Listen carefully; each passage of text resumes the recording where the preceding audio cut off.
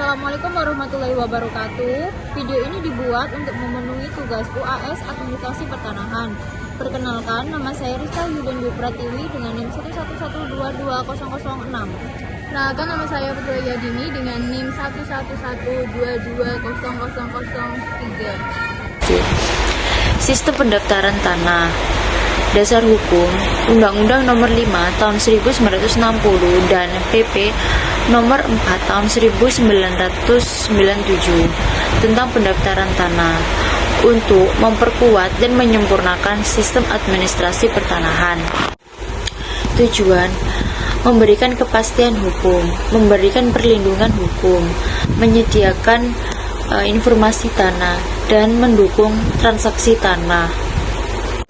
Jenis pendaftaran tanah. Pendaftaran tanah pertama kali yaitu sebidang tanah yang belum pernah didaftarkan sebelumnya, bertujuan untuk memberikan legalitas formal pada tanah untuk penguasaan. Pemeliharaan data pendaftaran tanah yaitu memperbarui atau mengubah data pendaftaran tanah yang telah ada. Contohnya, mengubah data pemegang hak. Produk sertifikasi hak atas tanah yaitu sertifikat tanah yang diterbitkan oleh BPN, yaitu sebagai bukti resmi dan bukti sah yang kuat. Sertifikasi menyantumkan informasi nama pemegang hak, jenis hak atas tanah, letak dan luas tanah, nomor identifikasi, peta bidang tanah, hak atas tanah dan peralihan hak, jenis tanah, hak milik, hak pakai, hak guna usaha, hak guna bangunan, hak sewa bangunan, dan hak pengelolaan. Hak milik, hak turun-temurun, terkuat, dan dapat diwariskan. Hak guna usaha, untuk menggunakan tanah negara sebagai pertanian, peternakan, perikanan, perkebunan. Hak pakai, hak untuk menggunakan yang telah diberikan kewenangan kepada seseorang untuk penguasaan tanah. Hak guna bangunan, yaitu mendirikan bangunan di atas tanah yang bukan miliknya dalam jangka waktu tertentu. Hak pengelolaan, hak kepada instansi pemerintahan atau BUMN untuk mengelola tanah milik negara dan memanfaatkan tanah milik negara. Peralihan hak jual beli, peralihan hak dari penjual kepada pembeli dalam transaksi jual beli tanah. Hibah, memberikan tanahnya kepada orang lain, memberikannya secara cuma-cuma tanpa memberi imbalan apapun. Warisan, peralihan hak karena pewaris telah meninggal dunia dan peralihan hak atas tanah beralih kepada ahli waris. Tukar menukar, kedua belah pihak menukarkan hak atas tanah dengan persetujuan bersama. Pemasukan dalam perusahaan, pemilik tanah memasukkan tanahnya sebagai aset atau modal perusahaan. Pelepasan hak, pemilik melepaskan hak atas tanah kepada pihak lain, umumnya kepada pemerintah daerah, tanpa pengalihan hak secara langsung.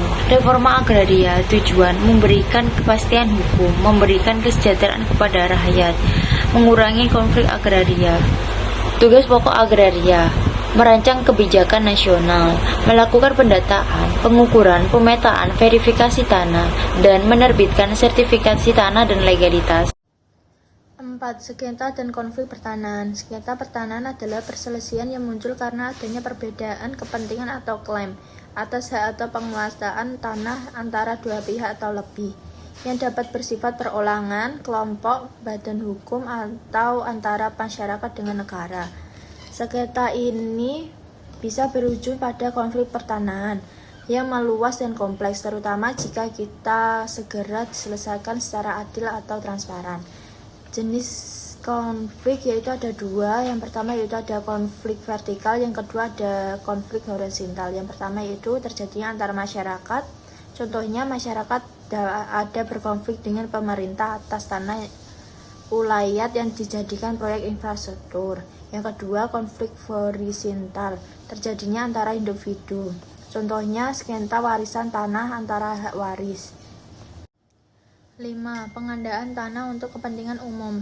Pengadaan tanah untuk kepentingan umum adalah proses pengembalian tanah yang dilakukan oleh pemerintah untuk membangun infrastruktur dan fasilitas publik. seperti jalan, sekolah, bendungan, rumah sakit, dan proyek strategis nasional. Proses ini harus menjamin hak-hak masyarakat, terutama untuk dalam hal ganti rugi yang adil dan layak.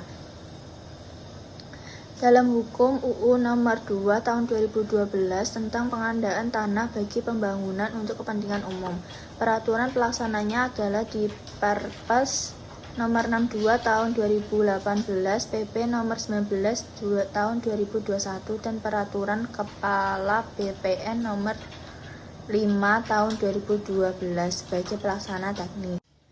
6. Fungsi zonasi untuk menentukan peruntukan tanah sesuai rencana tata ruang. Zonasi adalah sistem pengelompokan wilayah berdasarkan peruntukan dan fungsi ruang. Fungsi zonasi meliputi 1. Menentukan peruntukan lahan. Apakah suatu bidang tanah diperuntukkan untuk pemukiman, perdagangan jasa, atau industri. Yang kedua, pencegahan penyalahgunaan lahan. Yang ketiga, pemberian kapasitas hukum. Yang keempat, perencanaan berkelanjutan. Yang kelima, peraturan UU Nomor 26 Tahun 2007.